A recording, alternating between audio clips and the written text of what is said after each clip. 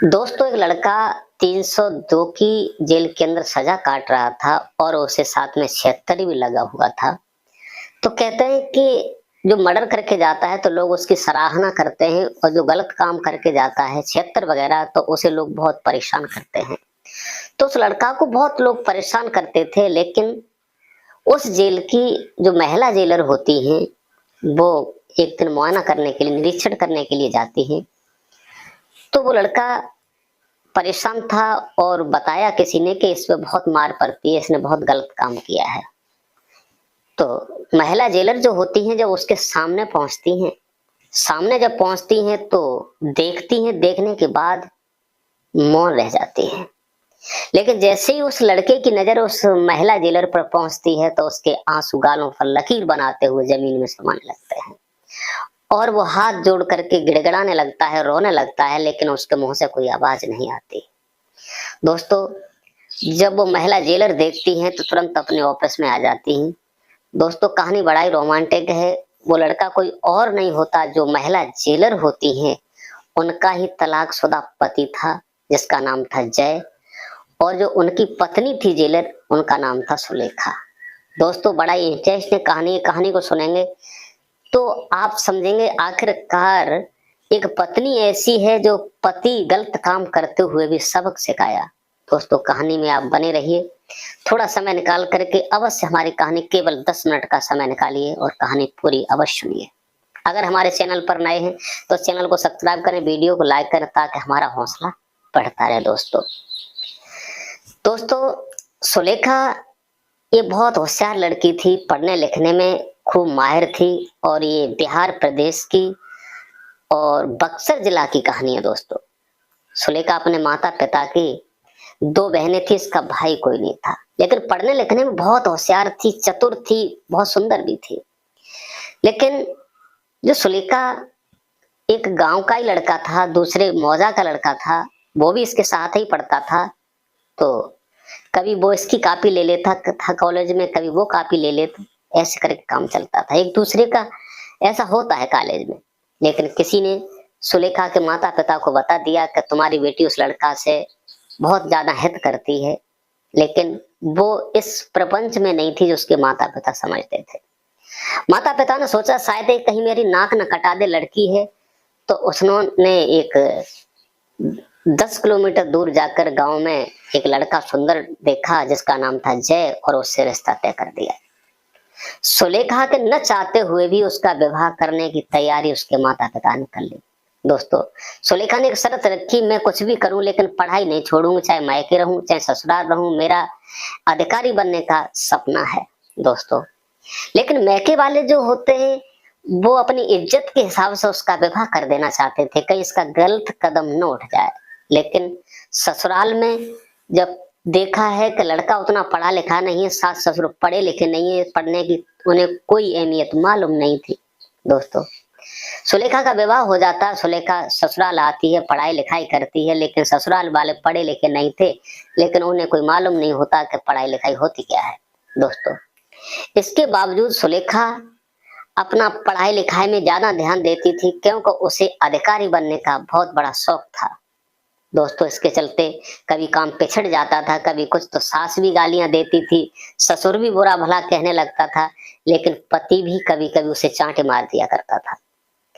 जय उसे मार देता था, पढ़ा लिखा कम था, लेकिन वो ये कहती थी कि हमें पढ़ने दो, मैं कुछ बन करके दिखाऊंगी, मैं कुछ काम करके दिखाऊंगी ताकि आपका नाम रोशन हो जाए। लेकिन इस पर वो लोग कोई तवज्जो नहीं देते हैं, आए दिन उसे टॉर्चर करते रहते थे, लेकिन वो पढ़ाई लिखाई करती थी। एक दिन जय जो उसका पति होता है, शराब पी करके आता है, उसके साथ गंदी हरकत करता है और उसे इतना पीटता है, इतना पीटता है कि उसे बेहोश कर देता है। दोस्तों, जब उसे होश आता है तो उसने सोचा हमारी जिंदगी तो वैसे तबाह हो रही है, मेरे कोई भाई नहीं है, केवल एक बहन है, पिता है। तो अपने पिता को फोन करती है और कहती है, पिताजी अब इस घर में नहीं रहना है, मुझे यहाँ से बुला लो, मुझे अगर जीवित चाहते हो तो आज चले आओ, या फिर मेरी डेड बॉडी ही तुम्हारे पास आएगी। दोस्तों, पिता को बच्चा कैसे भी हो प्यारे होते हैं। पिता बेचारे जाते हैं, अपनी बेटी को घर बुला लाते हैं। बुलाने के बाद लेकिन उसने जो बात थी सब माता पिता को बताई, मुझे पढ़ना है, मुझे अधिकारी बनना है। लेकिन इसके बावजूद दोस्तों होता ये है कि वो लड़की बहुत होशियार थी, पढ़ने में काम करती है, लेकिन उसका पति रोजाना परेशान करता था, कॉल करता था, लड़कियों को फोटो दिखाया करता था मोबाइल पर। लेकिन लड़की तंग होकर के उससे डिवोर्स ले लेती है। डिवोर्स लेने के बाद अपन स्वतंत्र होकर के पढ़ाई करती रहती है, पढ़ाई करती है दोस्तों। लेकिन कहते हैं कि भगवान जिसकी मदद करता है तो कहीं से भी कर सकता है, किसी जगह से मदद कर सकता है। लेकिन पढ़ने के बावजूद इतनी होशियार थी कि उसका जेल पुलिस में नंबर आया और वो जेलर बन जाती है दोस्तों। सुलेखा जेलर बन जाती है और जेलर बन करके और एक जेल में तैनात होती है, अपना काम करती है। उसने अपनी पढ़ाई का पद था, हक था, वो पा लिया दोस्तों। इसके बाद में जो उसका पति था जय, अब तो शराब पीता है, जुआ खेलता है और राजनी करता है और चोरी भी करता है दोस्तों।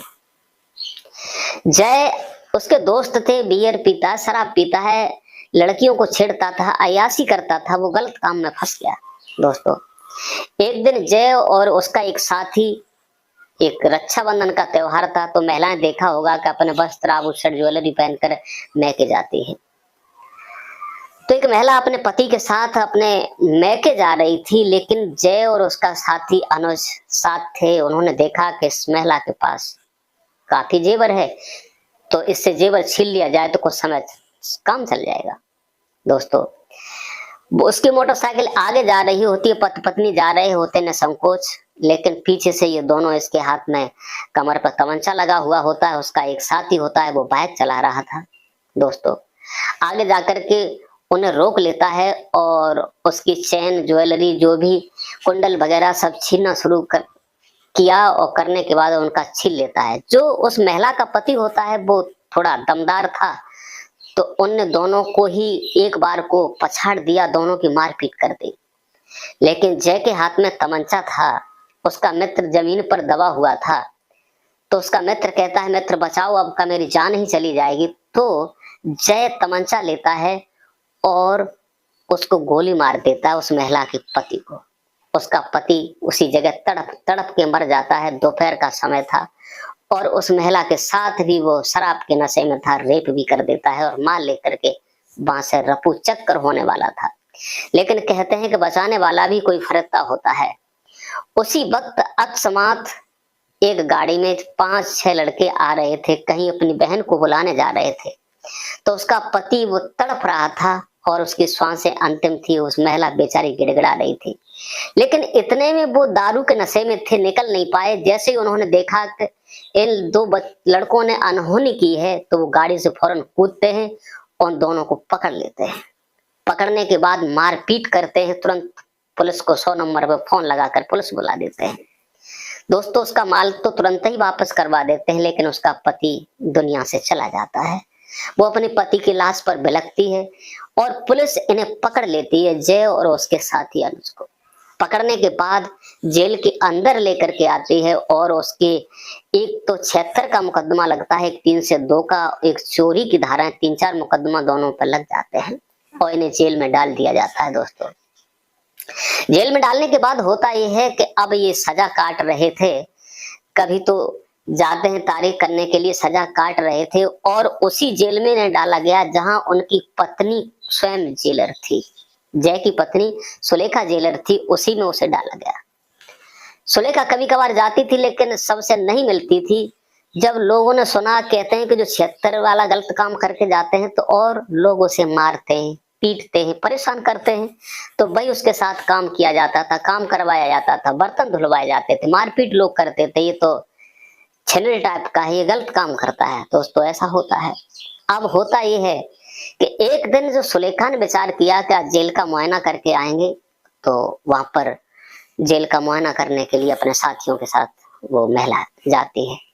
सुलेखा जैसे एंट्री करती है तो सब लोग काम कर रहे थे और इसे लोग थप्पड़ घूसा भी कर देते हैं। ये भी काम करता था, कहीं फुलवारी में पानी डालना है, कहीं सिंचाई करना है, कहीं घास गोड़ना है, ये काम उसके लिए था दोस्तों।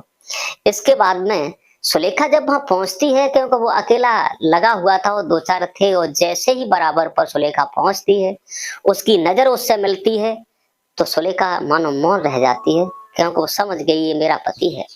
और जैसे ही वो जय उसे देखता है तो उसकी गालों पर लकीर बनाते हुए आंसू जमीन में समाने लगते हैं दोस्तों। अब वो रोता है, गिड़गिड़ाता है, लेकिन कुछ बोलता नहीं है। और उस सबसे कहती है वो महिला कि अब सबकी छुट्टी है, कुछ मत करो, आराम करो, दोपहरी हो चुकी है, हम कल मिलते हैं। जाकर के अपने ऑफिस में बैठती है। ऑफिस में बैठने के बाद और वही जो मुलजिम होता है जय, उसे अपनी ऑफिस में बुला लेती है। बुलाने के बाद अपने पास बैठी हुई होती है और वहां कुर्सी पर बैठा लेती है, सबको बाहर कर देती है। जैसे ही जय उसे देखता है तो आंखों से आंसू निकल पड़ते हैं और पैर छूने के लिए झुकता है। वैसे ही वो अपना कह अलग कर देती है, नहीं, पैर छूने की आवश्यकता नहीं है, आप वही जय हो, तुमने ऐसा क्या काम किया सो आपको जेल में आना पड़ा, आपने ऐसा गलत काम क्या कर दिया। जब वो फाइल देखती है तो उसमें धाराएं काफी थी, लेकिन जय बताने के काबिल नहीं था कि उसने क्या क्या किया है। जब फाइल के द्वारा उसने देखा, पूछा कि आपने ऐसा क्यों किया, आप तो सब कुछ सक्षम थे, मेरी कोई बात नहीं मानी थी, मुझे देखते हो पढ़ाई लिखाई जब मैं करती थी तो आप पीटते थे। उस रात की याद करो जिस दिन तुमने मुझे पीट पीट करके बेहोश कर दिया था। मैं अपने घर चली गई थी, मैं गिड़गिड़ा रही थी, मेरे भाई नहीं है, सब कुछ तुम ही हो, तुम ही मेरे पति हो, तुम ही सब कुछ हो। आपने मेरी एक बात भी नहीं मानी थी, रोजाना मुझे टॉर्चर करते थे, आप वही जय हैं। अब बताइए आप क्या चाहते हो।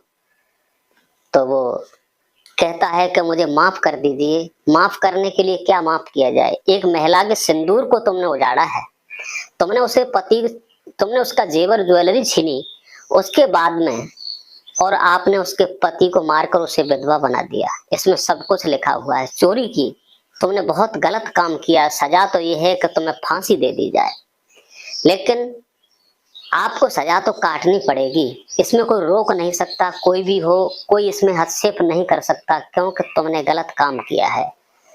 तुमने ऐसा नहीं करना था, उसके पति को नहीं मारना था, चीज छीन ली तो छीन लेते। वो कहता है कि मेरे साथी को वो मार देता। बोले अगर तुम्हारी जेब से कोई पैसे छीने तो आप क्या करोगे, उसने कैसे कमाया होगा धन, कैसे क्या किया होगा, तुमने उसके बच्चों को अनाथ किया है, तुम एक दुराचारी हो, एक अत्याचारी हो, तुम्हें सजा तो काटनी पड़ेगी, सजा काटने के बाद ही आपका जो कुछ होगा वो निस्तारण होगा। अब इसमें मैं कुछ कर नहीं सकती, क्यों कि करने का हक भी हो, मैं तुम्हारी मदद करूं, लेकिन मदद करने लायक नहीं हो, मैं भी एक दोषी ठहर जाऊंगी। लेकिन इतना तो मैं कर सकती हूँ, जेल में रह करके आपको लोग परेशान नहीं करेंगे, इतना तो मैं कर दूंगी।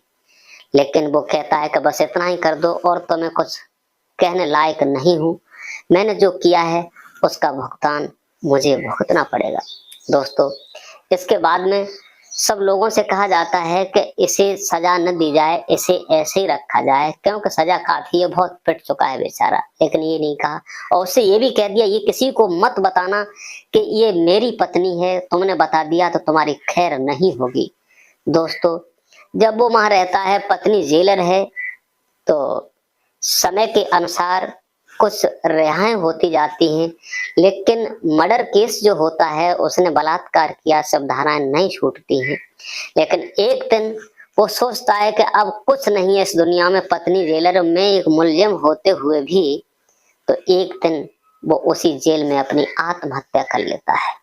आत्महत्या करने के बाद और हड़कंप मच जाता है जेल में कि एक मुलजिम ने अपनी आत्महत्या की है। जैसे ही वो महिला आती है, देखती है सुलेखा, तो उसकी आंखों से आंसू बहने लगते हैं और बेचारी कुछ नहीं कहती, क्योंकि उसके हाथ में कुछ नहीं था। उसका अंतिम संस्कार किया जाता है, उसके माता पिता को उसकी डेड बॉडी दी जाती है। दोस्तों, कहानी अगर हमारी अच्छी लगी हो तो कमेंट सेक्शन में जरूर बताइए, क्या सुलेखा ने अपना फर्ज अदा किया, कोई गलत काम तो नहीं किया, क्योंकि फांसी उसने लगाई तो उसका जुर्म था, क्योंकि वो कर भी क्या सकती थी, क्योंकि उसके पति के सिंदूर को छीना था। लेकिन ऐसे कसाई को, ऐसे अत्याचारी का तो ऐसा ही होना चाहिए। कमेंट करके अवश्य बताइए। अगर हमारी कहानी अच्छी लगी हो तो चैनल को सब्सक्राइब करें, वीडियो को लाइक करें, इस कहानी को सुनाकर किसी को परेशान करना नहीं है, किसी का दिल दुखाना नहीं है, केवल आप लोगों को जागरूक और सचेत करने का मेरा उद्देश्य है। आज के लिए बस इतना ही। नमस्कार, जय हिंद, जय भारत। मिलते हैं नेक्स्ट वीडियो में।